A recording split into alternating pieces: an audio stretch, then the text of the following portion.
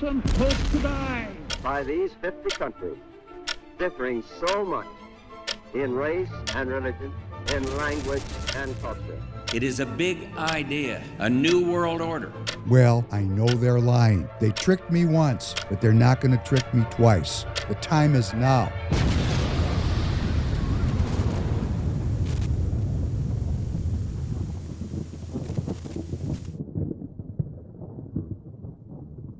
Welcome back to the Professor Penn podcast. David Penn, your host. Glad to be with you, as always, for episode number 283, which is airing up this Tuesday evening, March 17th at 7 p.m. Central Standard Time.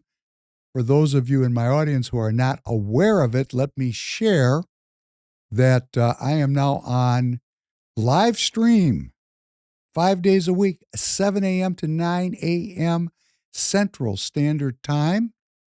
Go to Rumble. If you don't have it, you can download it. It's a free app you can get at the App Store, Rumble. And when you get that Rumble on your phone or on your home desktop computer, just simply look for Free People Radio, the channel Free People Radio. That's Free People Radio.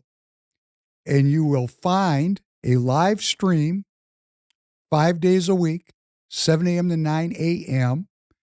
That is Royce and I talking about the news of every day, the news that matters, and with Tanner's great help. Hello, Tanner. Hello. Tanner's good to go here. We are taking call-ins. Call-ins. You can actually call in and talk to us and tell us what's on your mind, and we will try to respond the best we can to whatever's on your mind that particular day. You can call in all the time. We are really excited about this show, and I will tell you that just today, I think was it our 11th episode today, Tanner? It was 16th. 16th episode. Yeah. We had 25,000 people watching that today, right? Yeah. We've been on 15 previous episodes. We're up to 25,000 views.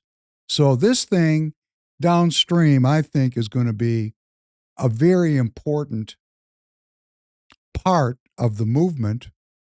And if you're in Minnesota, which, I do have a local flavor. I know there's people watching me all over the world, but if you're in Minnesota, get this to the delegates, your fellow Republican Party officers.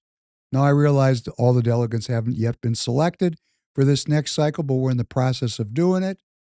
We want to make sure the delegates know that this is available to them as a resource, because here's what the party is telling the party participants.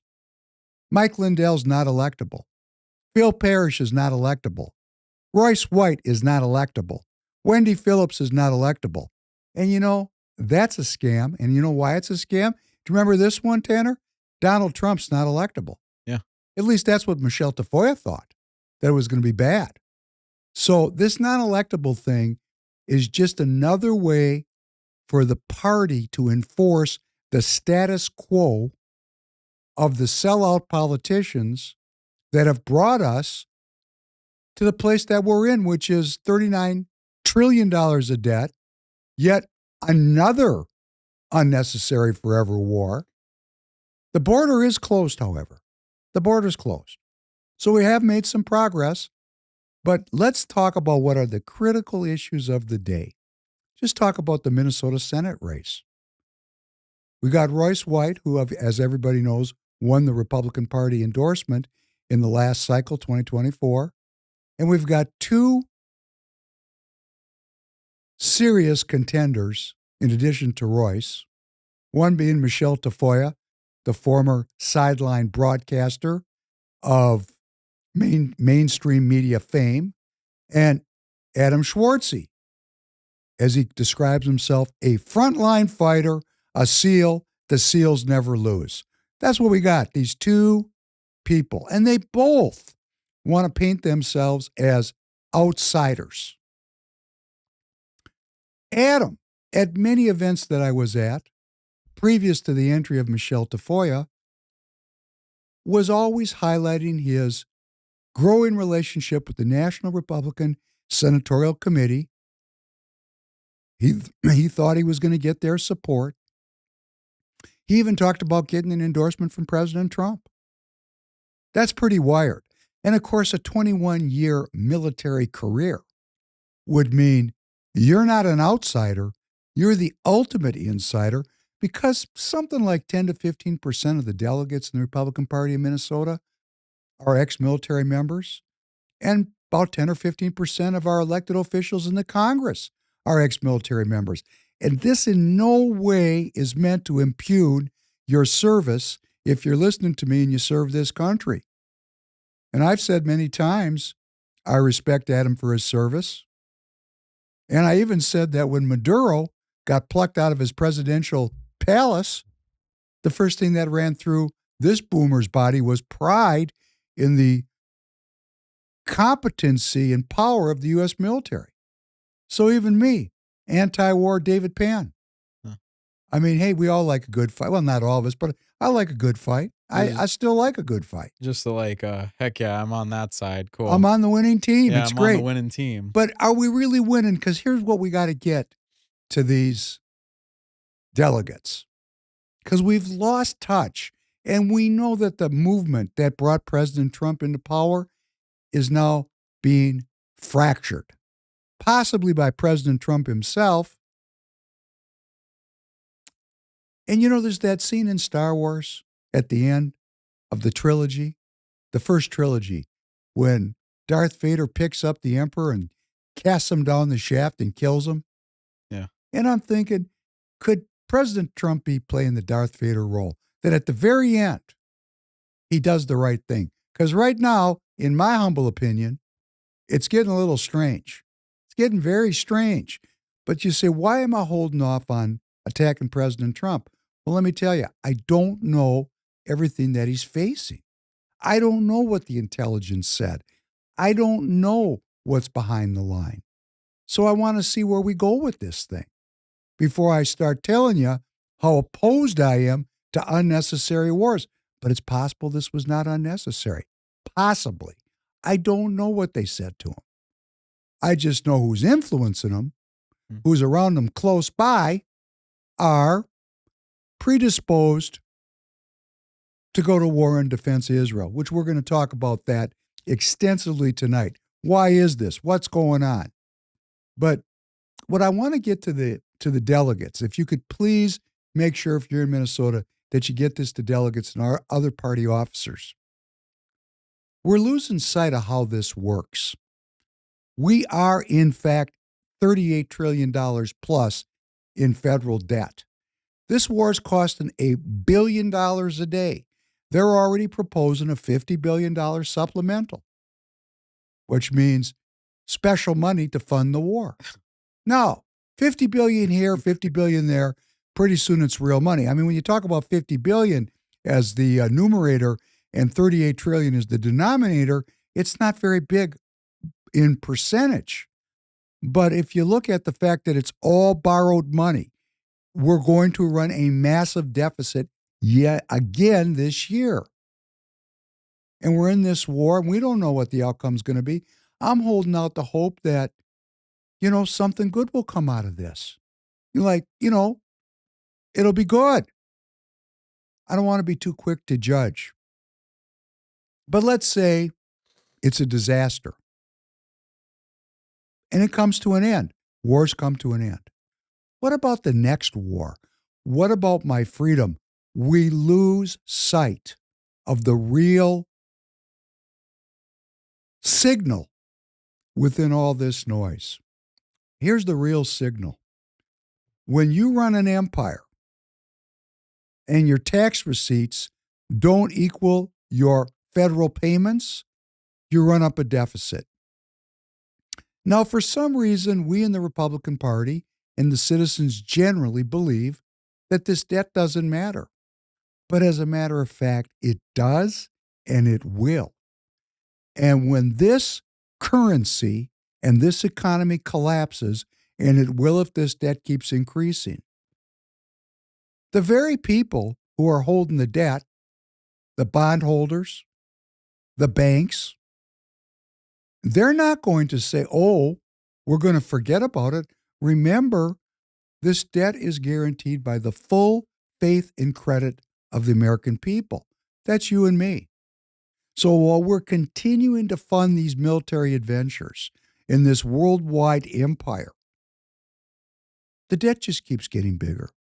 So what happens on the day that the economy collapses and the debt can't get paid? Oh, they got a solution for it. It's called digital currency. It's called rolling over this system and moving into the next system, what's affectionately called the Great Reset. Now, why am I concerned about this? Well, I continue to read all the bills. I'm going to give you a surprise. There's a housing bill in the Congress right now that has broad bipartisan support. It's going to pass. It's housing after all. And there's an amendment that's been added to this bill. You know what the amendment is? How it's being headlined? Huh. Congress will vote to prohibit central bank digital currency. I thought, wow, that's fantastic. Somebody in our Congress is out to protect the Republic and my freedom. And I went and got the amendment. And you know what the amendment said? Huh. There'll be no central bank digital currency until 2030. Have you ever heard of Agenda 2030? Go look it up. It's the Great Reset. So they've put an amendment in the bill. It's 2026. There will not be any possibility when this bill passes of there being central bank digital currency until Agenda 2030. You see, I have a dark view of these things, way darker than I share with you because I don't want to run my audience off. But this is pretty dark because not only do we have this central bank digital currency thing, which is programmable money, which would mean like, let me think. We have a new shot for you. We have new medical procedures for you. You're going to the wrong websites. You're following the wrong influencers. You're doing things that the programmers don't like. They'll just shut your money off. You think you're going to get yourself together to be following the status quo when going outside the status quo means you have no money for food? Oh, that's called enhancing the likelihood of preferred behavioral outcomes. Let me say this again. We work for money right now. I am an employer. I'm employing Tanner. Mm-hmm. I have requirements on him.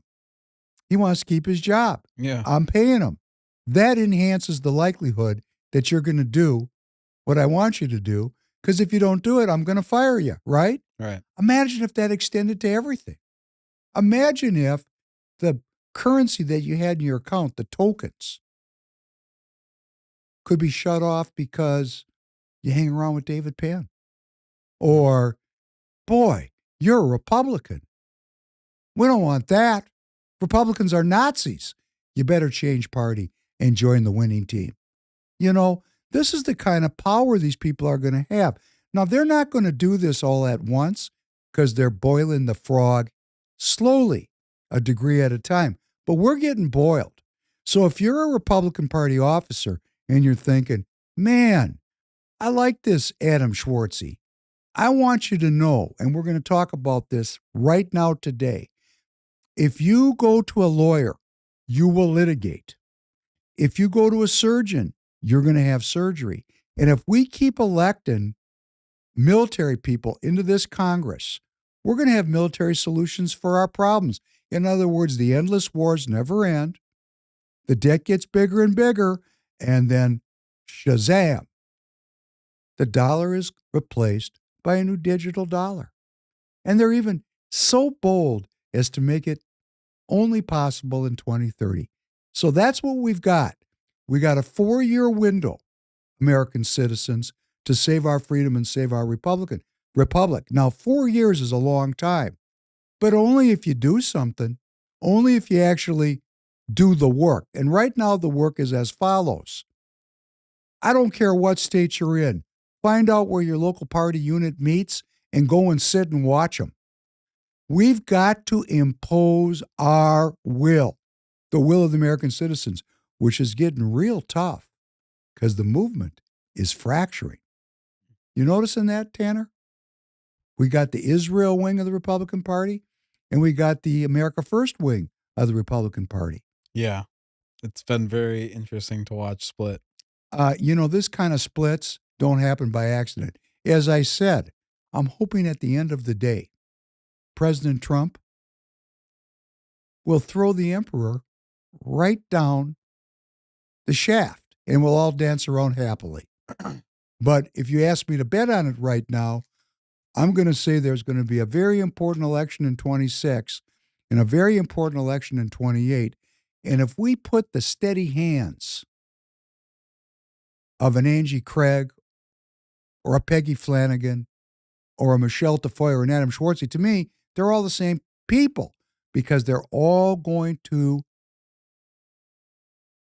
guarantee the continuation of a business model that ends up in what? Forever war. Oh, and who are we fighting? We're fighting the Muslims.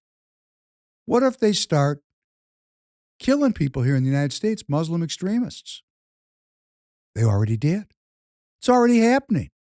What if there's some big mass casualty events and all of a sudden, for your safety, you're going to have a digital ID.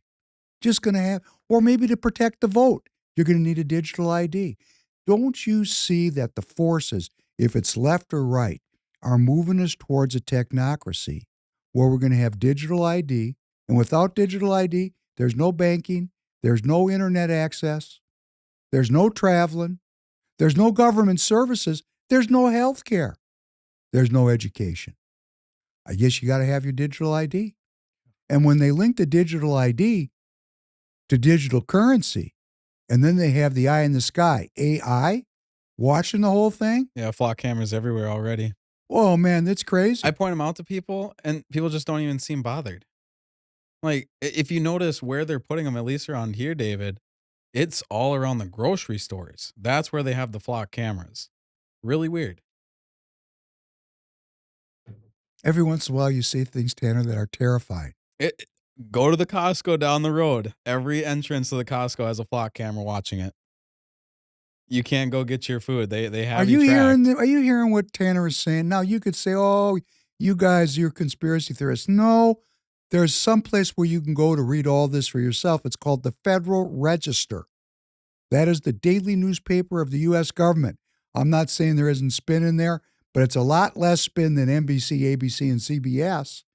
And it's all written down. The digital currency, the Genius Act, the executive order President Trump issued that deployed 40,000 U.S. scientists in creating a national AI based on U.S. government databases.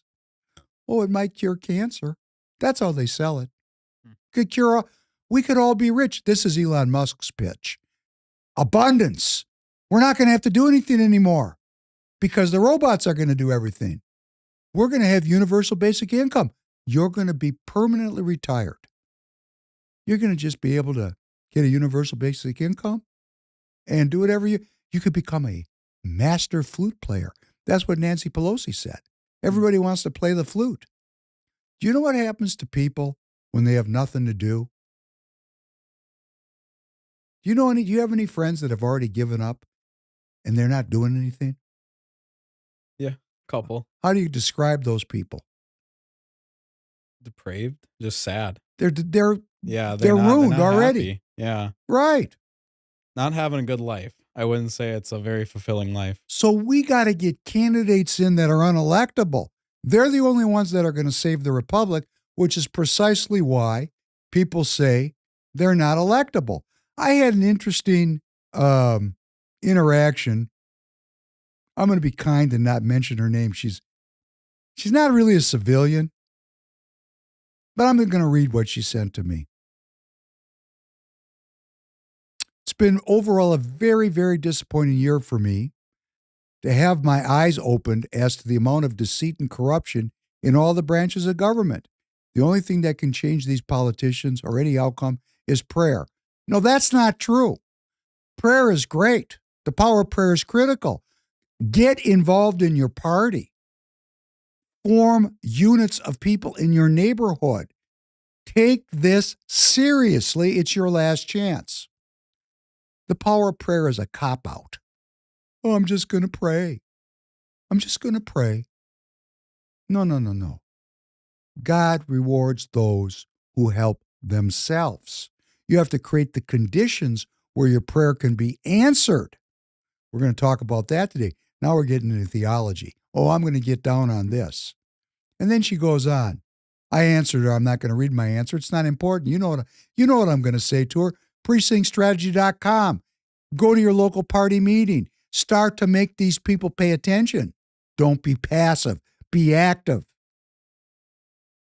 I know your intentions are very good, David, and it's obvious that you are very passionate about the conservative movement.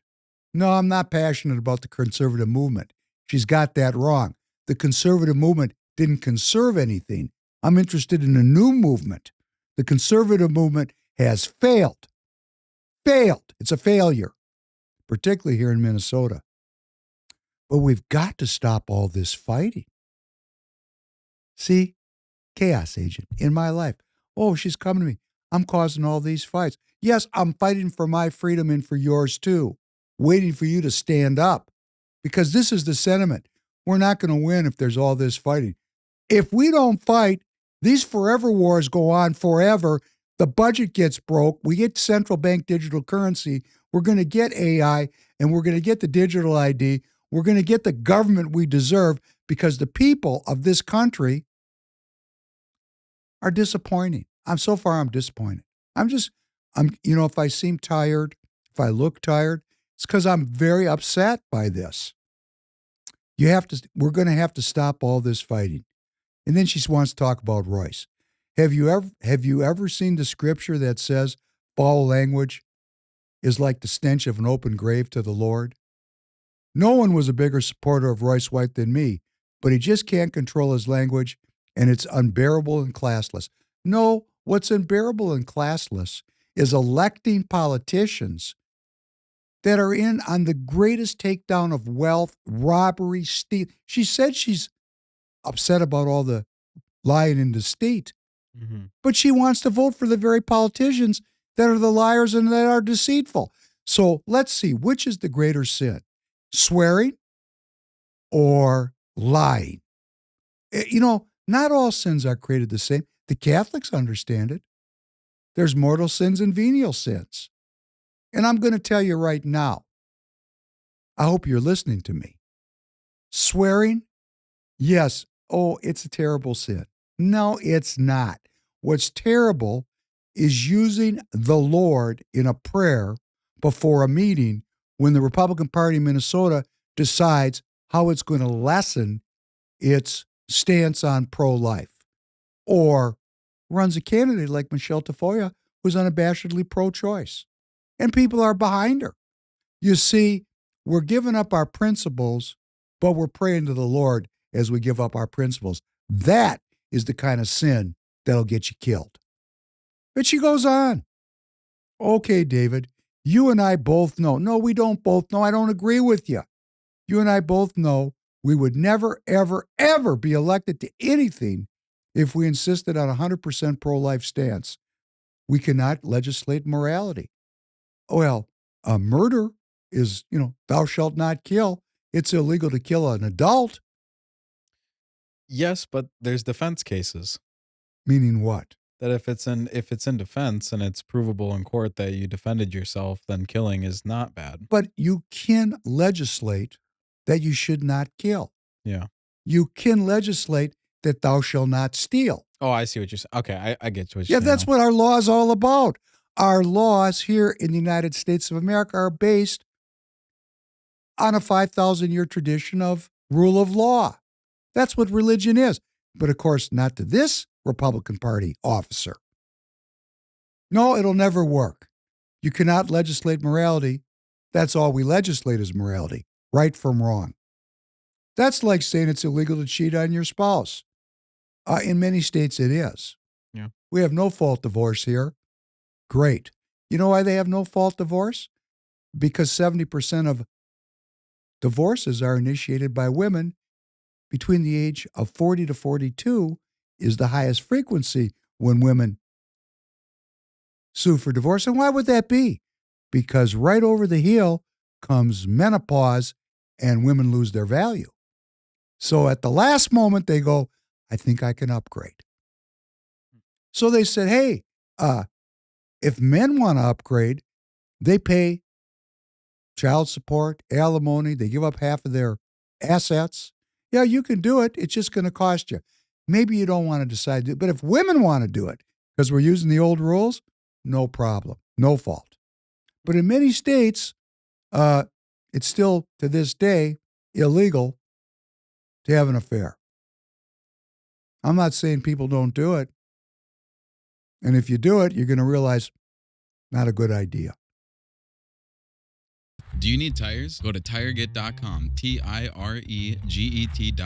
The link is down in the description. I don't know about you, but I don't like waiting in a tire shop or talking to a salesman. TireGet makes it so easy I can order the tires right from my couch. Seriously, it's one website, a few clicks, and the tires are delivered right to your installer. You drop off your car, and boom, your tires are on. Plus, you get to support Free People Radio. So not only do you get tires, but you also get to support your favorite show. We'll even throw in an extra little deal. Just enter promo code FPR in the checkout for an extra 3% off.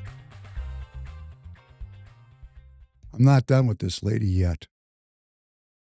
But I would like to talk further with you because I've heard many issues about the fundraising. So now she's going to go in because the party, she's part of the party. Royce swears, and the fundraising is not legal. You see, these are rumors. These are innuendos. That's why I'm saying to you, if you're in Minnesota, of course, any place in the country, bring Republican Party participants and officers to the morning show 5 days a week, 7 to 9 a.m. And what they're going to find, because it is a morning drive time show, we don't swear on there because the audience might be a 40-year-old father driving his 2 preteen kids to school. We're not going to swear in front of those kids.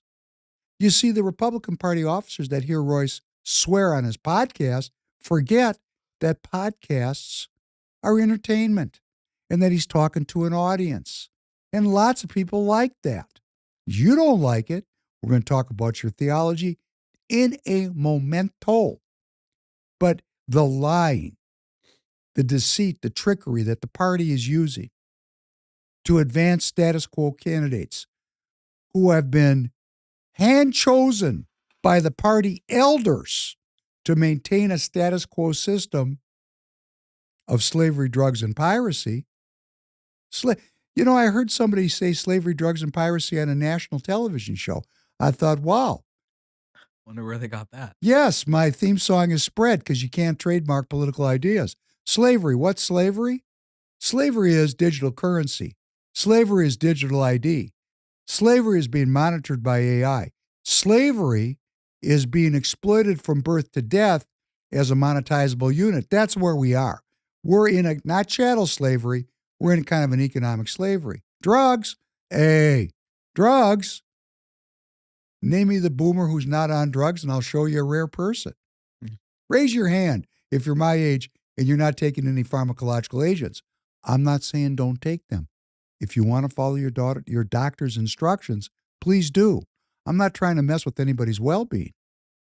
But I'm not taking any pharmacological agents from a doctor. You know what I do? I work out. I eat right. I intermittently fast. I'm keeping my well-being as long as I can. Now, I'm at an age where my well-being is going to come to an end. That doesn't mean that I did something wrong.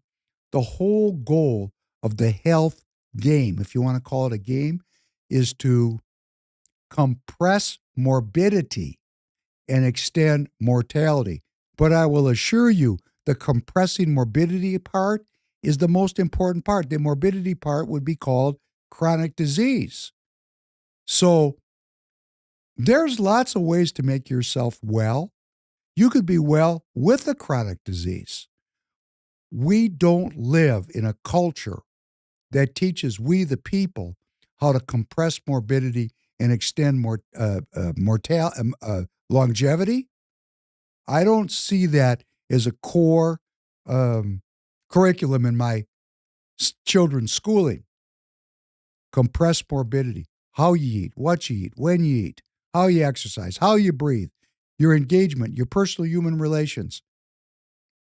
Compressing morbidity, I'll put it to you in 60 seconds. Learn how to breathe. Learn how to move. Learn how to eat, which means drink your food and chew your drink.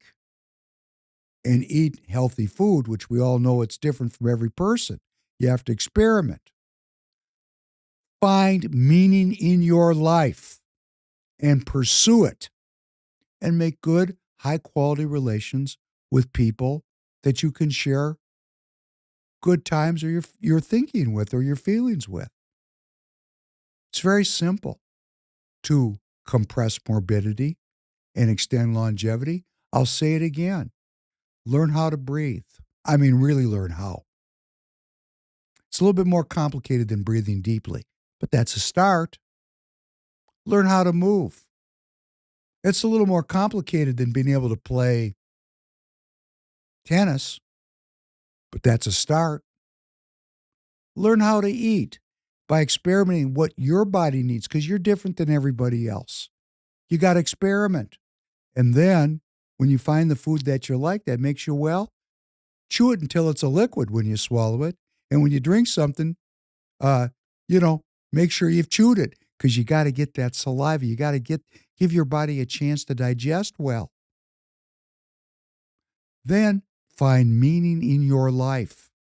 Meaning, something that drives you forward. Meaning is a great insulation against disease. Not really taught in school. And then have good, high-quality human relationships and build them for a lifetime. And you do those things, hey, shoot your best shot. That's the best you can do. Shoot your best shot. For me, I've dropped my bags and I'm trying to save my country. Now, this isn't the only meaning I have. I've been a musician. I've done a lot of very intense things in my life that required very high skill. Very high skill. I had to develop those skills. Some of those skills took 20 years to develop. That's meaning. I'm going to go practice this every day, like prayer. There's a Chinese martial art. It's called Kung Fu. The translation of Kung Fu, daily exercises. What are you doing the same every day that builds your strength? Do you have anything you're doing every day to build your strength? I'm just working on my back right now. Working a desk job hurts the back a lot. So I just do a bunch of stretches and different little lightweight exercises for my back. I got a routine that I do that includes yoga. It includes energy training, which is something we can talk about downstream. It includes stretching. It includes moving my body in very refined and in a way that requires a lot of skill. I still like to think I could play music. I'm reading all the time, build my knowledge base, as we're going to talk about for the next hour. I got a lot of things that give me meaning. Meaning is critical. You have a child. Is that not all the meaning a young man would need? Yeah. No, that checks that off the list. You didn't mention it. That's meaning. I didn't know you were looking for things of meaning. I thought you were just looking for things to build strength. Well, that builds strength. Oh, meaning is, it's family. It's all just family. Yeah. Yeah, that's a very important thing. Strengthening the bonds of affection in your family. Yeah. If it works for you. For some people, it doesn't work. I always reference Matthew 10:34. The enemies you will face will be the members of your own household. Hey, it happens. You got to come up with a workaround. But these people that the party puts up in front of us as outsiders, Kendall Quall's an outsider. Come on, Kendall, you lost twice. You couldn't get any more on the inside than a Kendall Qualls. Michelle Tafoya worked for the propaganda machine, the major networks, for 30 years. Man, that's not an outsider. That's the insider's insider. And if you want to go all the way on the inside, be a SEAL. Because they can never screw up. What they do for the government must succeed. You must be pretty webbed in to the government to have that kind of a job. Right, Adam? So let's look at who these people really are. How they function, push come to shove. Let's play this first clip.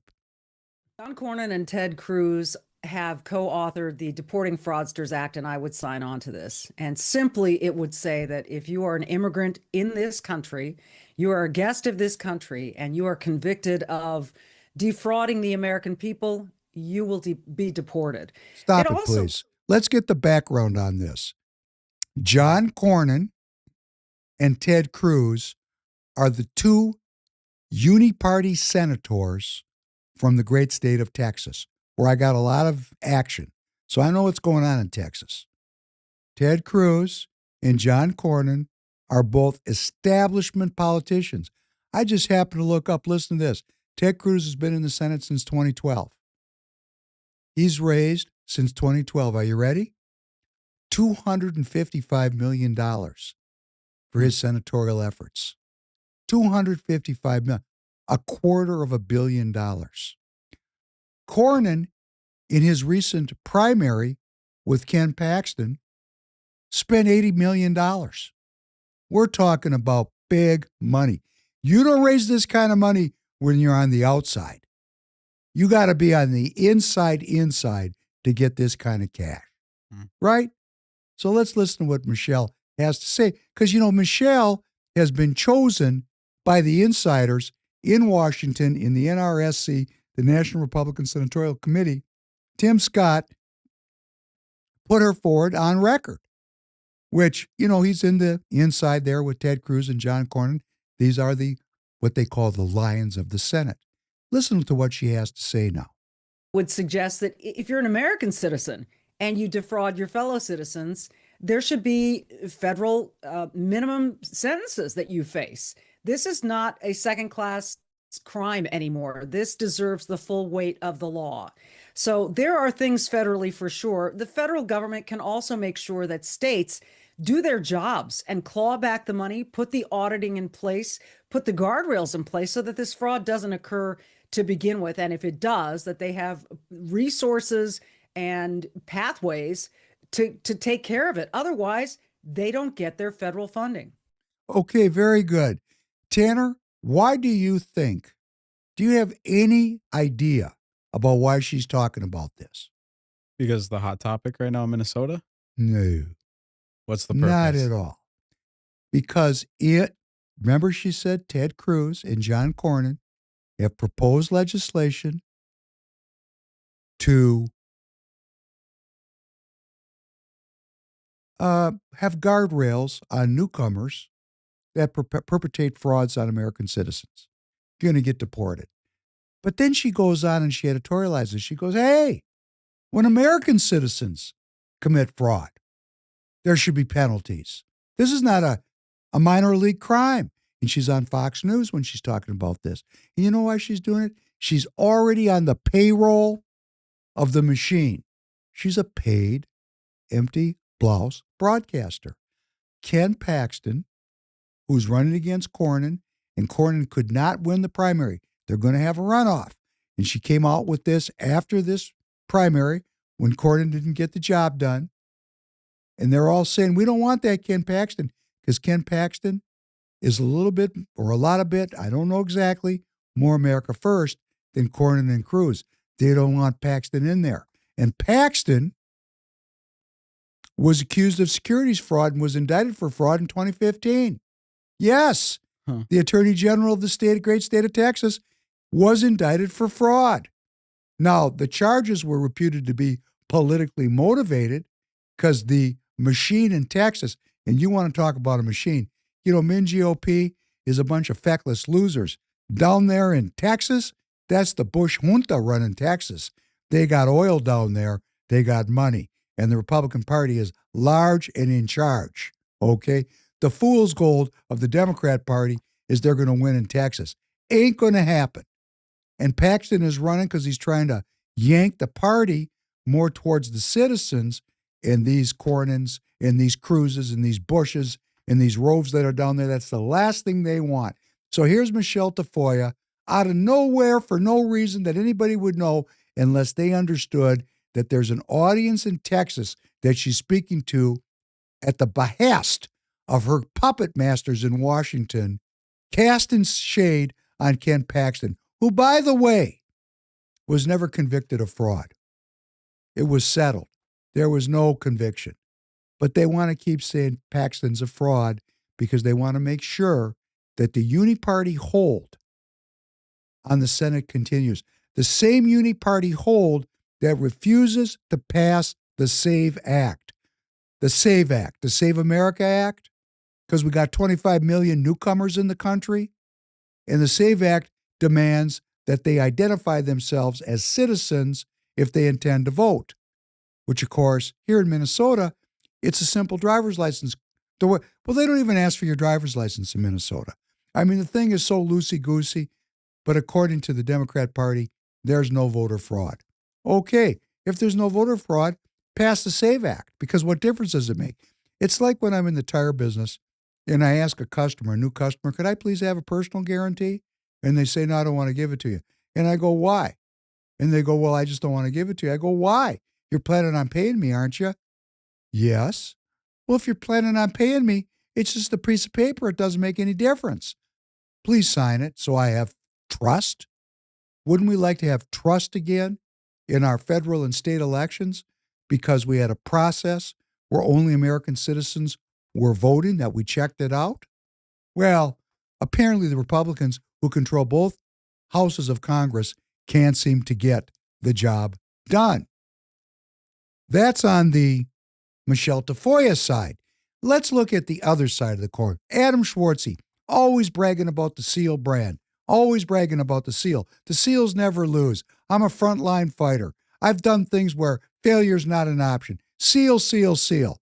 Okay, let's play this next clip. I'm sorry I did not number them, Tanner. Okay. Let's play this next clip of Tim Sheehy. He's the Republican senator, he's newly minted from Montana, and he was the first Republican Party elected official who endorsed Adam. And Adam talks about Tim Sheehy, another SEAL, another great warrior of this country. Let's see what Tim Sheehy has to say.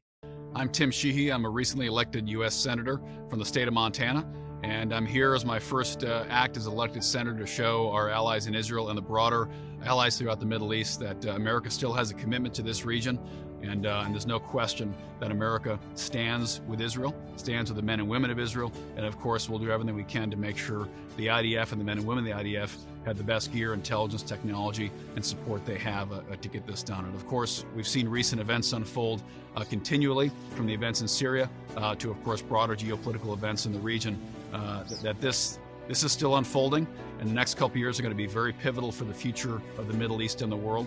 And we need to make clear that the United States has a strong, consistent foreign policy that projects strength and projects the certainty that we're going to be involved here. We're going to support our allies, most importantly, the men and women of Israel. I'd say finally, Israel's got a friend in me, and America's got your back 100%. And most importantly, we got to bring those hostages home tomorrow. We're not going to stop. We're not going to relent until we bring them home. We're going to have your back 100% as you pursue that aim, and it's an honor to be here. AIPAC, American Israel Political Action Committee. His first act as a senator, he got on an airplane and went over to Israel, and he let the Jewish people of America and the Jewish people of Israel know that he's got their back. He's a pretty good-looking dude, a lot of charisma, ex-SEAL, the SEAL brand. And Adam's always talking about, in the times I've interacted and watched Adam brag about how much he appreciates Tim Sheehy. And Tim Sheehy's been in the Senate a very short period of time, just since 2025. That's 1 year. And in that 1 year, from AIPAC and AIPAC-aligned donors, he's already collected $641,000. I bet Adam just can't wait to get into the Senate and pick up some of that good eating money. $641,000. And as a matter of fact, there are 1, 2, 3, 4, 5, 6, 7 SEALs in Congress right now, and every one of them has received and accepted donations from AIPAC or AIPAC-aligned sponsors. Do we all see how this is working here in the great Republic of the United States of America? Could you please put up this next chart with the blue and the red? Okay, There was a war powers vote where one Republican, which was Thomas Massey, and one Democrat, Ro Khanna, sponsored legislation to claw back from President Trump his powers to wage war on Iran. They wanted to stop it, stop the endless war. And they always say the Democrats are in such lockstep. They always say, look at these Republicans. Man, if we get 4 Republicans in a room, we got 5 opinions. But the Democrats, they're always in such lockstep, always in such lockstep. And this War Powers Act failed. And 2 Republicans went with the Democrats, but 4 Democrats went with the Republicans, and the bill was defeated, allowing President Trump unrestricted ability to wage this war. And you look up these Democrats. Who are these Democrats? Well, you got Gerald Golden, Democrat, Maine, 02. He's gotten $3.45 million from AIPAC over his career. You got Representative Henry Cuellar, Democrat, Texas, 28. $1.4 million career earnings from AIPAC, not earnings, but donations. You know what I'm saying. Please don't take me out of context. When you include the bundlers and all the support that he's gotten from AIPAC and AIPAC aligned sources. Representative Greg Landsman, Democrat, Ohio 01. $1.7 million in his career has come in from that Israel lobby and their associated bundlers and handlers that think about it the same. And Representative Juan Vargas, Democrat, California, 52, $950,000 from AIPAC and AIPAC aligned sources. When you hear something like this, what runs through your mind? I just want to believe that most people just didn't know. Just like me, I had no clue that there was a whole lobbying group for Israel until I came around the studio. That's when I understood this was a thing. And now I start thinking, man, if this was, the destabilization of the Middle East and everything, you could argue that that's the reason immigration is so bad in America now. So it all trickles down that having I'm probably conveying this thought terribly, but having foreign interest paying our senators, we have the immigration problem now. That's one of the aspects of what we've gotten from it. It's not a good idea. Are you That's what I'm saying trying that to there say. might be a lobby out there which lobbied the same people to have an open border? Yes, of course there is. Yeah, but I'm saying even the opposite side. Which They're is? taking the money, the side that's saying we need to lock up our borders, they're taking money from the people that they're supporting, but like But there's down the no border. line. Yeah. I'm trying, I don't know how to convey this thought. Dang it.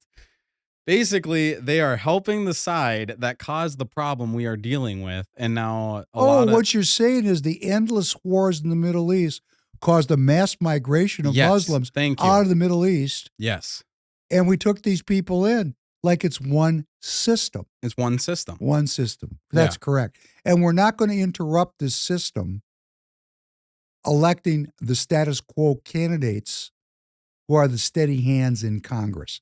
It's not going to happen. But of course, the people that are willing to change the system are unelectable. No, we better elect them, because I'm going to tell you where this is headed. It's written down. You don't have to take my word for it. Do your own research. Put up this picture of the Michigan delegation. Put up this picture. Here's the Michigan congressional delegation. Haley Stevens. In her career to date, she's gotten $9 million from AIPAC and AIPAC aligned donors. $9 million. Holy moly. That's pretty good eating. Yeah. Elisa Slotkin, $4,500,000. Gary Peters, U.S. Senate, $3,386,000. John James, the House, $1,592,000. Hillary Scholten, $1,324,000. Kristen McDonald Rivet, $894,000. Sherry Thanadar, 740,000. Tim Wahlberg, 585,000. Jack Bergman, 310,000. Tom Barrett, 305,000. Lisa McLean, 271,000. Debbie Dingle, 265,000. Bill Huizinga, 264,000. John Molinar, $207,000. We do have 6 elected federal officials in Michigan who took nothing from this group, AIPAC and the aligned donors. Rashida Tlaib, 0. Abdul El Sayed, 0. Donovan McKinney, 0. Aisha Faruqi, 0. William Lawrence, 0. Kyle Bloomquist, 0. Okay, I'm not saying I agree with the politics of these people that took 0. I'm just reporting the whole delegation. Other than 6 people, the entire delegation's taken this money. And that's Michigan. You know, all 50 states are like this. And then who's around President Trump? Who's he listening to? You know, if we're going to say that the deep state is corrupt, which we say in the Republican Party, it's corrupt, deep state, no good. Who's giving him the intelligence upon which he's acting? I mean, you know, we've got some serious problems. We're not going to fix this depending on the people who got us into the mess that we're in. 21-year military veterans might be great, but in the case of Adam Schwartzy, who I've talked to many times, he already told me he wouldn't tell the truth to the delegates, that he really is against Middle East involvement because it's not good elective politics, which means he's lying to somebody. He's either lying to me or he's lying to the delegates. I don't want any lying in politics. The lying's got to stop. My politics starts with tell the truth, wherever it takes us. I'd rather lose telling the truth than win telling lies. As I was reading at the beginning from that Republican Party officer that's in my district who was telling me, we don't need any principles. Because if we have principles, we can't win. Do we win if we don't have principles? Is that winning? No principles? That's not winning. That's giving in to the people that don't have principles. No, we are muy loco en cabeza. We've lost it in our heads. We can't stand up for what we believe. And boy, do we have trouble at River City. Let's play this clip, Trump, China, oil, Hormuz. Let's listen to that one. In the long run, oil supplies will be dramatically more secure without the threat of Iranian ships, drones, missiles, nuclear menace, or anything. So the Strait of Hormuz is going to remain safe. We have a lot of Navy ships there. We have the best equipment in the world, inspecting for mines. I want to keep it open. I want to keep it good. You know, it doesn't pertain to us so much as it does to China. We're really helping China here and other countries because they get a lot of their energy from the Straits. But, hey, look, we have a good relationship with China. It's my honor to do it. Yeah. Very good. This reminds me of a scene from the movie Casino, which we're going to play momentarily. But if you want to talk about a really, truly kind of mafiosa kind of comment, Trump is saying, yeah, I can keep the Strait of Hormuz open. We don't need the oil. We're doing it for China. So as long as China pays us a tribute, they can have their energy. That's what he's really saying. This is very, very gangster. But we're in an era of gangster. The rules-based order has been overturned. I will tell you as a participant in the supply chain, there's no rules right now. There's no rules. You go to an airport, there's no rules. Wherever you go, you have to think now, there's 1 billion Muslims, and we've taken Syria and Yemen and Iraq and Libya and Somalia, and we've bombed these places to dust over the last 20 years. You think people are getting pissed off if they're Muslims, that they see the United States as the great Satan? I am not taking the Muslim side. I'm saying for the benefit of what we're doing, for whyever we're doing it and whoever we're doing it for, who's getting that benefit. And I don't know what the benefit is because I don't know the intel. President Trump might be making a very brave and important decision. I don't know what they told him down in the bunker when they told him the facts that led him to make this decision. They might have told him, I'm not even going to speculate. I wasn't there. No reason to fortune tell. I'm just okay of saying I don't know. He might have had a very important reason for doing what he's doing. But the cost of whoever's getting this benefit, the cost is going to be paid now in money, in death, and possibly in very intense domestic terrorism. But here's what I think how this is going to come out is in one of my favorite movies, Casino. Because I think what they're going to do is at a certain point, they're just going to say, we're done. I don't think they're going to invade Iran. I would be shocked if they put ground troops into that country in an attempt to overturn that regime. That's not going to fly. And I'm not even sure they could do it if they tried it. It's just based on the topography of the Iranian country. You know, it's one thing to fight. If you attack someone, you have to vanquish them. When you're attacked, you only have to survive.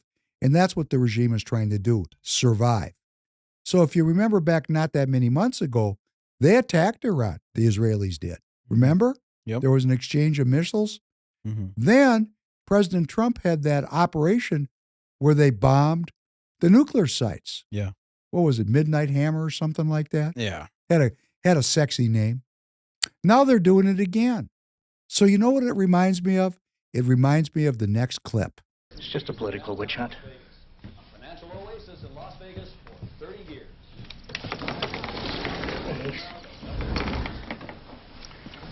Want something to drink? Charlie, you want a refill? Yeah, refill be great. No, I don't want to. Hey, Mr. Clark, how you doing? Good. I've been trying to reach you. You're tougher to get than the president. Well, I've been busy. Yeah, at least you could do is return my phone calls, though. Listen, Nicky, we talked about this. And I explained to you that there was the possibility you might have to take some kind of loss. Yeah. I think I want my money back. What are you going to do, strong-arm me? You know, I think that you got the wrong impression about me. I think in all fairness, I should explain to you exactly what it is that I do. For instance, tomorrow morning I'll get up nice and early, take a walk down over to the bank and walk in and see you, and if you don't have my money for me, I'll crack your f***ing head wide open in front of everybody in the bank. And just about the time that I'm coming out of jail, hopefully, you'll be coming out of your coma. And guess what? I'll split your f***ing head open again. Because I'm f***ing stupid. I don't give a f*** about jail.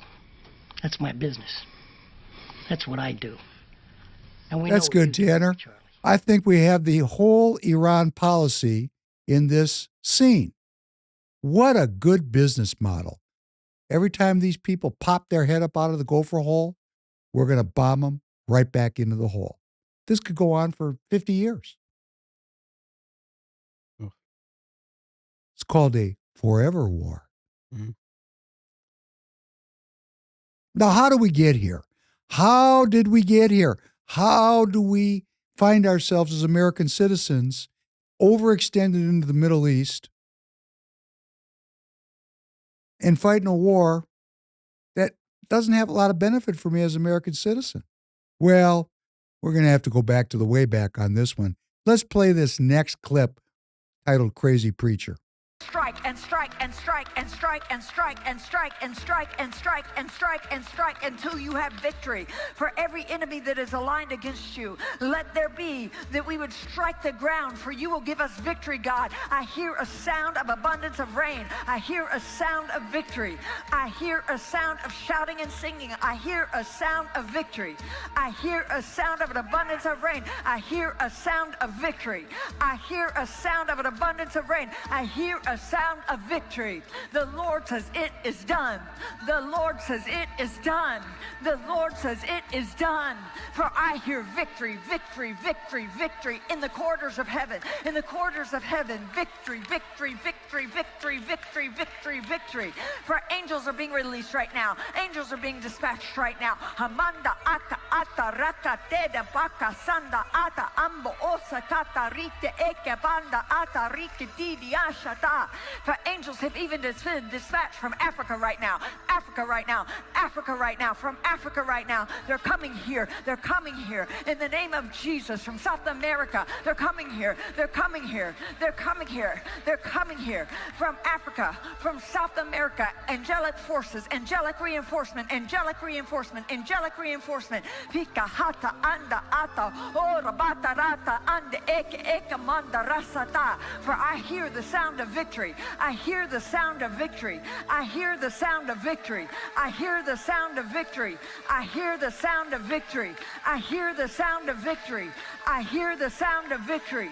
I hear the sound of victory. I hear the sound of victory. What's with the guy walking on the stage back and forth? Could you imagine? Every once in a while I do that in the studio and I cover up a camera and Royce does not like that. What is with the guy walking back and forth? No I clue. don't know either. He's part of the scene. Believe it or not, I'm not going to mention this woman's name. May it live in infamy. She's actually one of President Trump's closest spiritual advisors. Hmm. Now I'm going to go off on something which is going to piss a lot of people off. This is evangelical Christianity. And I made the comment that I spent a lot of time in the evangelical church, but it was back in the early 90s before the evangelical movement had coalesced around Israel. At that time, the evangelical movement was praying the prayer of healing. So it was a great place to go if you had a serious chronic degenerative or possibly life-threatening disease, which I did. And I couldn't get any satisfactory help from my rabbi, and I was dying, and I found myself in an evangelical church movement where the minister taught the prayer of faith and the prayer of healing, and it was, for me, very helpful. I never heard Israel mentioned one time in that church at that time.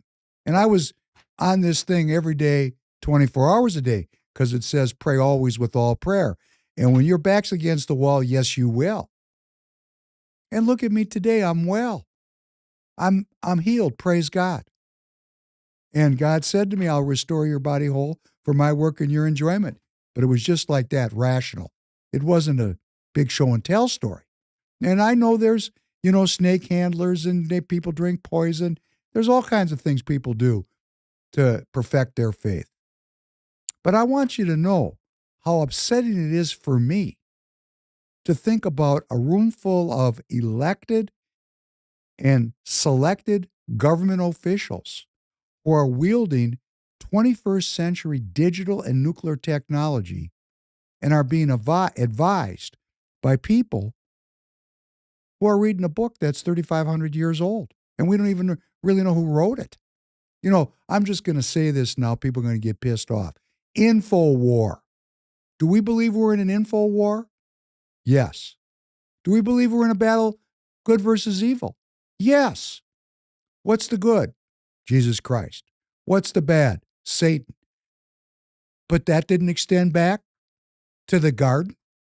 Wasn't the garden an info war?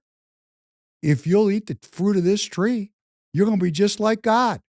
Is that not an info war? Didn't God say, don't eat this fruit? Do whatever you want. We're good. Don't eat this fruit of this tree. That was God's information. What did the snake say? According to the story. If it was a story, I wasn't there. According to the story, the snake said, oh no, God's not telling you the truth. He's hiding the truth from you. The truth is, if you eat this fruit, you'll be just like God. Is that not an info war? Yeah. Why are we thinking the info war just started with television? How do we know who wrote down what and why? And why did we end up in 2026 with a tremendous cohort, millions and millions of people that believe we've entered the end times? Let's play the next. Russia must find that oil to be a global force. Israel has that oil, and Russia is already moving into the Middle East. What Israel doesn't have, Donald Trump will control. Secondly, Israel has what Russia must have to be a global force, a warm water port for their navy. Right now, Russia's navy is limited by the icy conditions that surround them, makes their ships unusable. Ezekiel states that God, quote, in the fury of his wrath, will send a great earthquake in the land of Israel so that the fish of the sea and the birds of the heaven and the beast of the field and all creeping things that creep on the earth shall shake at the presence of God. Mountains will fall and every wall shall fall to the ground. Step one, this earthquake is going to swallow one third of the advancing army consisting of Russia, Turkey, and what's left of Iran, and groups of Islamics that want to join this marching army in the future coming to Israel. You say that's never happened before. Yes, it has. Remember when Moses came down from the mount? He had the 10 Commandments. He found his people committing adultery, breaking the laws of God, and he threw the 10 Commandments, and it struck the ox, and God opened the ground and swallowed everybody that had broken the law of Moses. Problem solved. Your congregation is reduced, but these are the ones who will see the promised land. An earthquake is going to do this again. He will swallow one third of that invasionary force. Immediately following that, the Bible says, every man's sword shall be turned against his brother. This is what military terms call as friendly fire. They will kill each other because there will be multiple armies speaking multiple languages with multiple weapons, and they're going to hit confusion and kill each other. You said that's never happened before. Oh, yes, it did. Whenever Gideon in the Old Testament went to war, God says, blow the trumpets and make a lot of racket, and the people who come against you will kill each other. That's exactly what happened. The third weapon God's going to use as he crushes the adversaries of Israel is hailstones from heaven.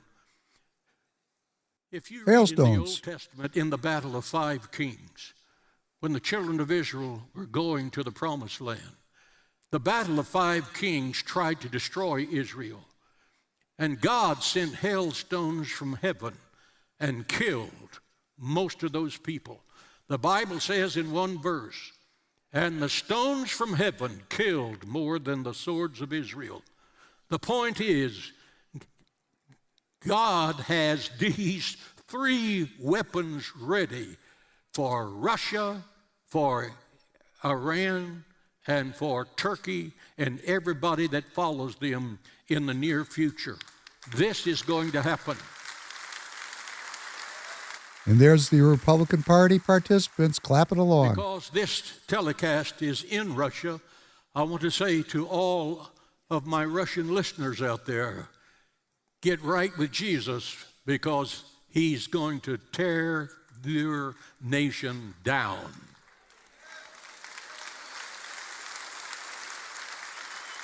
Are you speechless, Tanner? Yeah, it's kind of wild. Kind of wild. That's the Reverend John Hagee.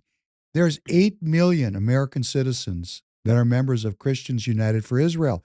This is an evangelical group.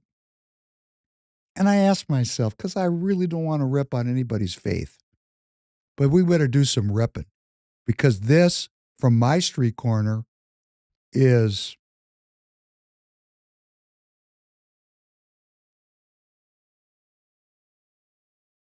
I'm trying to sum up how I feel about this, because I have gained so much from the evangelical church myself. And I have such deep appreciation.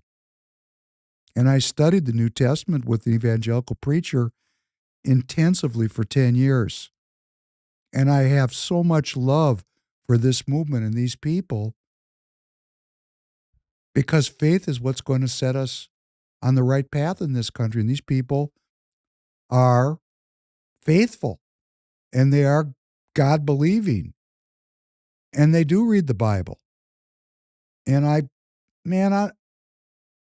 have so much internal conflict calling this out. But something went wrong back there in about 1840.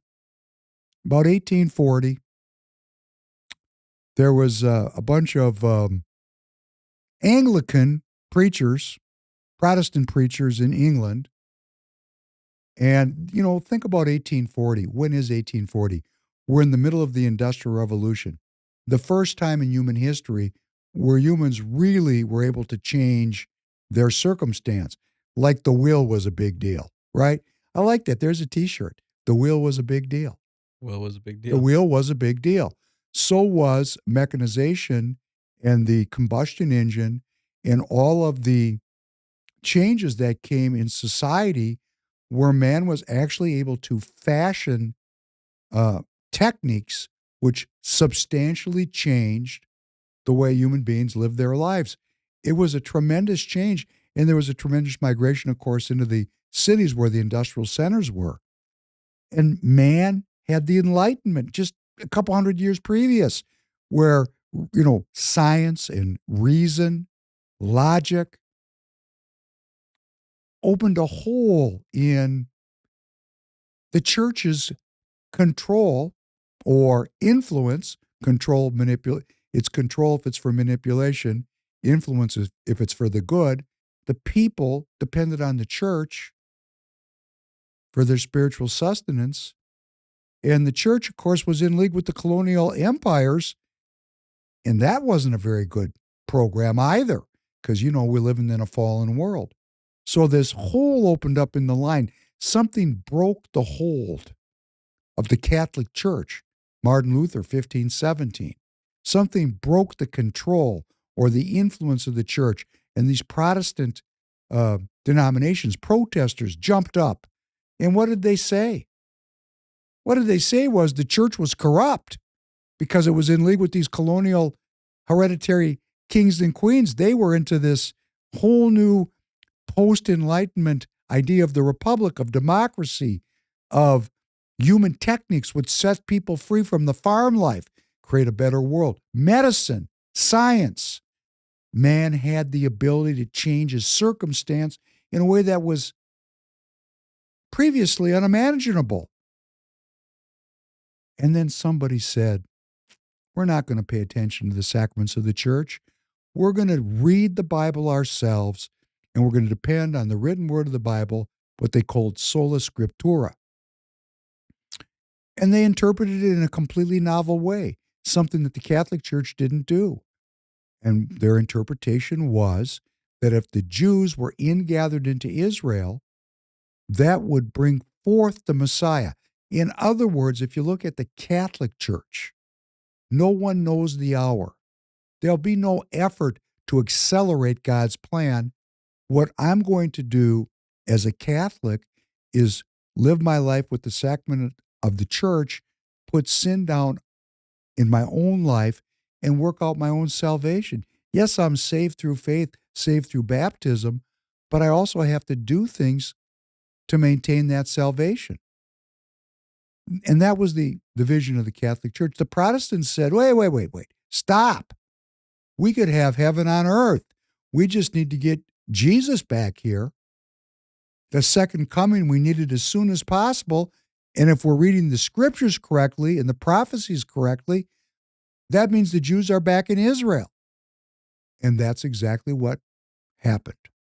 Now, was that a theological movement? Or was it a movement of the British colonial enterprise, which needed a hold in the Middle East to protect the Suez Canal and the recent finds of oil in Arabia? Well, we're never going to know. These people are dead, and I'm not going to believe what they wrote down. And I wasn't in the room when the deal went down. It was probably some of each. But I know that Christian Zionism predated Jewish Zionism by some 40 years. It's a Christian idea, Zionism. Wait a second. Did you hear what I just said? Zionism is a Protestant evangelical creation. It wasn't a creation of the Jews. Well, how did it happen on the Jewish side of the equation? I mean, they created their own version 40 years downstream. And let me just tell you, this I know well. The Jewish people suffered a tremendous defeat. The temple was destroyed, and they were exiled from their homeland. And the exile happened, what I was taught, because the Jewish people were sexually immoral. This is at the time the temple was destroyed. Sexually immoral. They worshiped false gods like money. And they committed murder. Murder was part of the community. And for those three horrifying sins, sexual immorality, that's a pretty bad one, right? Worshiping false gods, worse. And murder, man, that's the biggie right there. Because of those behaviors, the Jewish state was destroyed, the temple was destroyed, and the Jews were exiled. And they ended up all over the world, but, millions of them ended up in Eastern Europe. And that's where my family is from, Eastern Europe. And I come from the line of Jewish people that lived under what was called the influence of the rabbis, or the Talmudic influence. They weren't Kabbalists. They weren't magicians. They weren't soothsayers. They were millions of Jews who lived under rabbinic authority, and the rabbis told them that the Jewish people needed to atone for their sin. God still loved the Jewish people, but they were being punished so that their spiritual errors could be corrected. And the way to correct the errors were prayer, charity, and study. Prayer, charity, and study. And a fundamental oath of every Jew before Zionism was, Jews would not return to the Holy Land in mass. The Hebrew word is as a wall, until the Messiah came back. Or not came back. For the Jews, it'd be a first trip. Till the Messiah came. So millions and millions and millions of Jews all over the world lived under this burden of repentance with no organized effort to return or reclaim Israel for the Jewish people.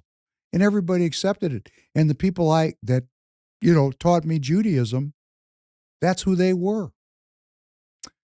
But something happened also in the Jewish community. At the same time, these Protestants were affected by the Renaissance and science and logic and the Industrial Revolution. So were the Jewish people. And there was a false Messiah. His name was Jacob Frank. Yes, people thought he was the Messiah. He had some 50,000 followers. And there had been even a previous false Messiah, Sabbatai Zvi. Why false messiahs? Because the people yearned to go to a homeland because they lived in countries where they were discriminated against. So they wanted a Messiah so they could go back to Israel. People started taking things into their own hands, so to speak. TireGet.com, where convenience meets the road. Why make buying tires complicated? With TireGet.com, it's simple. TireGet.com, one site, a few clicks, and the tires of your choice are shipped to an installer right by your house.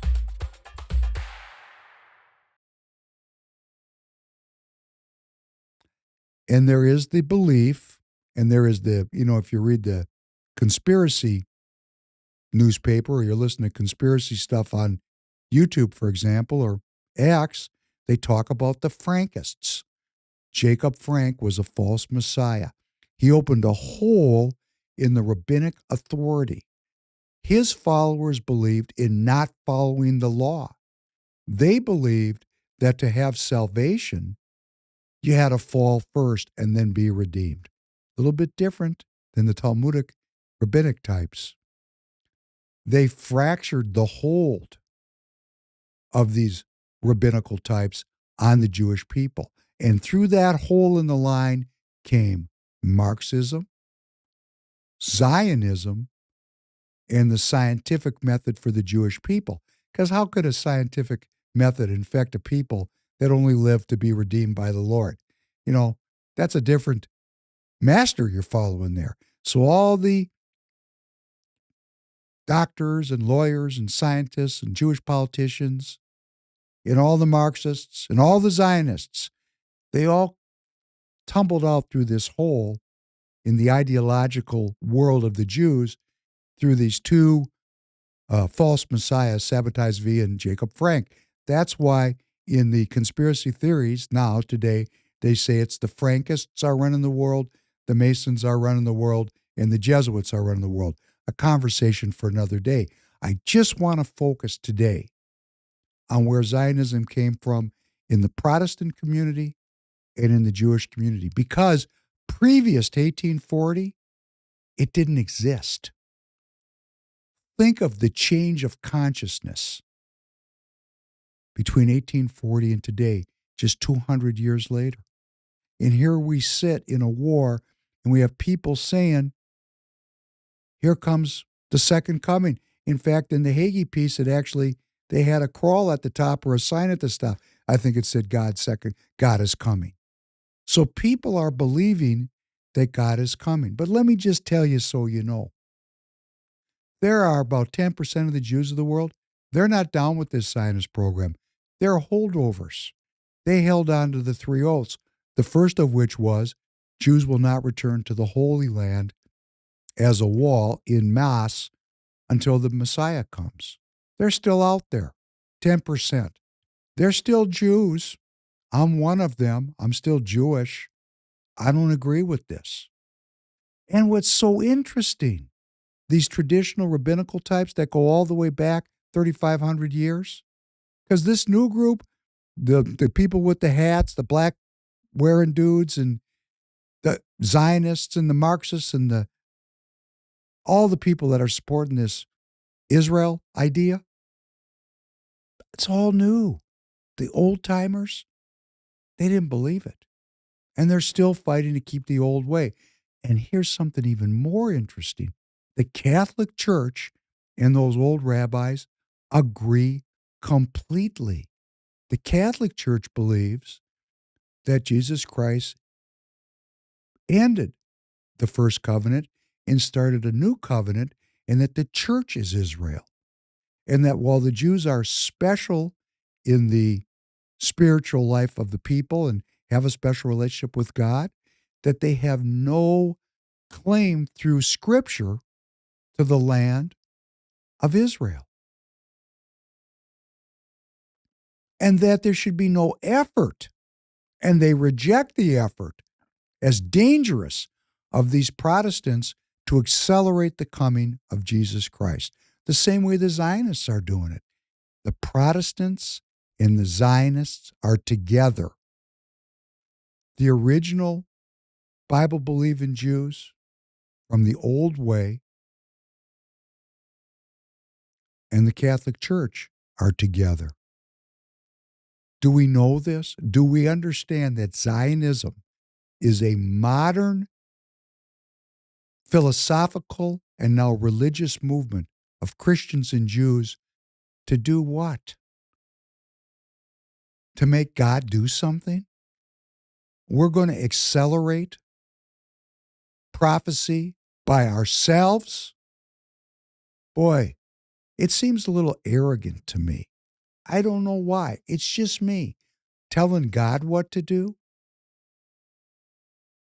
It seems a little bit risky. A little bit risky. That's certainly what the old-time rabbis thought. That's what the Catholic Church thinks. But the people around President Trump, the people that are getting together at pray on Sundays, the people that are in the Lubavitch movement have made a commitment. the Zionists in Israel, the Zionists in this country, the Mark Levins have made a commitment to Zionism, both Christian and Jewish, that has led us to where we are today. Now, I know if a Protestant evangelical hears this, they're going to be mad at me. And I don't want to question your faith. It's not my intent. My question is, why? Who? When? Why was this done? Who is benefiting from it? And when was this decision made? Why is this being done? Who is benefiting from the decision? And when were these decisions made? Who is influencing our foreign policy? Is this what we want to do as American citizens? Are we going to give over to this no matter the outcome? And if you even speak these questions, now you're no longer MAGA and you're an anti-Semite. So I am no longer part of the movement, according to Mark Levin, and I'm certainly anti-Semitic to question what we're doing here. And aren't we in a free society duty-bound to question everything all the time? Isn't that what science is? I mean, if we're going to use scientific weapons to wreak havoc and kill hundreds of thousands of people, don't we have the same right to question? And can we not question even our religious hierarchy? Particularly within the context of, and what I'm saying is, how do we know when this info war started? How can we be living in the world? And the end point is, the world's going to get destroyed. In other words, if every human being on this planet submitted themselves today to the one true and living God and loved that God with all their heart and all their soul and all their might, and loved their neighbor as they wish to be loved, if we all, 8 billion of us, did this tomorrow, is this Armageddon inevitable no matter what we do? Have we no agency in it? I think I have agency. I think that my effort to put sin down in my own life matters. I think the relationships I have with other people matter. I think the politics that I do could matter. I'm not looking to see us in a forever war in the Middle East. I mean, this war, hey, you notice I'm not criticizing President Trump very heavily because we are at war, and that does require some status quo social solidarity. But what about over the next hill? Did you hear Reverend Hagee mention Turkey? Yeah. Didn't we just play on the last podcast that the next enemy has already been identified? Yeah, they said Turkey's but the next Hagee's right Iran. in a. Why is Hagee? What did Hagee have to do with Naftali Bennett, the former prime minister who said the next enemy is Turkey? And here's Hagee saying Turkey's going to be attacking Israel. Doesn't this scare you? It sure scares me. Scared's not the right word. It's depressing because we're taking on faith an outcome which to me seems thoroughly unbiblical and quite un-Christ-like, which is weapons of mass destruction, a giant bloodletting all over the world. And let's remember, it's not just the religious people that are in this game. The Chinese are playing, and they don't care about any of this theology. They're just looking to get over on it themselves. And what about the globalists / Satanists? They're exploiting this for their own gain. There's a lot of people playing for the brass ring here. Not everybody believes in Armageddon. Some people would bring about Armageddon to usher in a technocratic, feudal slave prison where the survivors of us will be clipped out over time. Read the Federal Register. You have to see it for yourself after all. You don't have to see it like I see it. There's a lot of American citizens that think digital currency is great because it's convenient. Mm-hmm. A digital ID would be wonderful because I'd be safe. Safety and convenience. Is the benefit of safety and convenience worth the cost of your freedom? Is the benefit of my believing that I personally can give my money and pray for Christ to come back on my schedule, because I've now set the conditions to make God act? Does this even sound vaguely religious? Sounds quite sacrilegious to me. But again, I was raised with people that think this is crazy. The people I grew up with thought the religious, the Lubavitcher rabbi and the Lubavitchers, the people I grew up thought those folks were crazy. And I'm going to leave you with this. Let me tell you a word you all know. Do you know the word kook? Kook? A kook. What's a kook? I always think of it like my grandma. She's kooky. Kooky. Yeah. Crazy, right? Yeah. Doesn't have it together. Now I'm going to tell you to end the podcast where that comes from. I just said my people that I grew up with that taught me Judaism weren't down with this whole Messianic Zionist thing. They rejected it. They didn't like it. Mm-hmm. They thought it was not good. A violation of what they believed, which was through prayer, through charity, and through study, the Jewish people were atoning for their sins, which led to the destruction of the temple and the exile of the Jews from the Holy Land. We're atoning. We're not taking matters into our own hands. We don't tell God what to do. We need to atone for the things we did in our own lives. And they believed that. But then there was that frankest hole in the wall, and out poured the Zionists and the Marxists and all the doctors and lawyers and politicians and scientists that say they're Jews. And Lubavitch poured out of there. And when the British got control of the Holy Land, not long after the Balfour Declaration, they got the League of Nations mandate to oversee Palestine. And the Jews started pouring in because now Zionism was game on. Went from 5% of the population to 650,000 Jews were there downstream not too many decades later. In fact, the Rothschilds spent, I think I said, $1 billion of today's money to relocate because it's part of the system, like you said. Mm. Immigration's part of the system. Yeah. Part of the system. You said it so eloquently in your own way. It was a terrible way, but we got there. Well, you can edit it when we do the deal. Okay. Now, had all these Jews in Israel, and they had to have a chief rabbi in Palestine, the first chief rabbi that lived in Israel. At the time it was Palestine. The chief rabbi.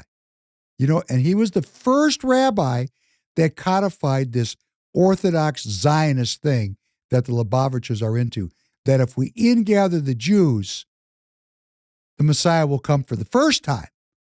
And he stood on the exact same scriptures that the Protestant evangelicals stood on in 1840. This is like about 1920. And guess what his name was? Are you ready? Rabbi Kook. Rabbi Kook. And everybody thought, from the traditional wing of the Jewish party, that he was a kook. A kook. And then they started to spread that. That's just kooky what you're doing. It's just like that crazy rabbi that says if we bring all the Jews to Israel, the Messiah's going to come. He's crazy. Yeah. And that's how we got crazy and kook. And it spread out through the whole lexicon of our whole country. That's how kooky that idea was thought to be. But look how far we've come in the information war of what we believe is right and wrong.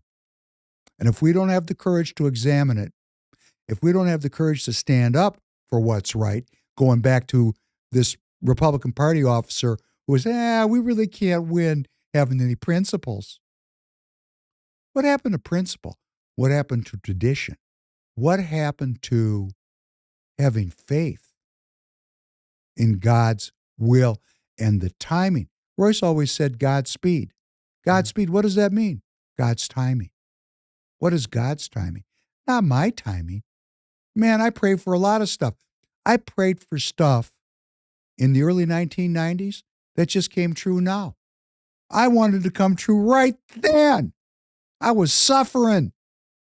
No, didn't go that way. It came true on God's timing.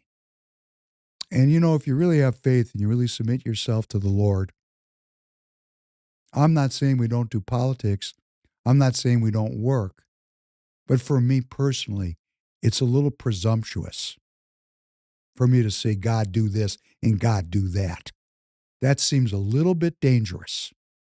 A little bit dangerous. And that's where we are. We're in a rather dangerous moment, aren't we? Mm-hmm. Because people have decided to take God's speed into their own hand and make it human speed, as fallen as we are. So let us remember that in this gamble that the Lubavitcher Jews, the Zionist Jews, the Marxist Jews, in alliance with their Protestant evangelical brothers and sisters, Christians United for Israel, they've taken a very risky gambit here.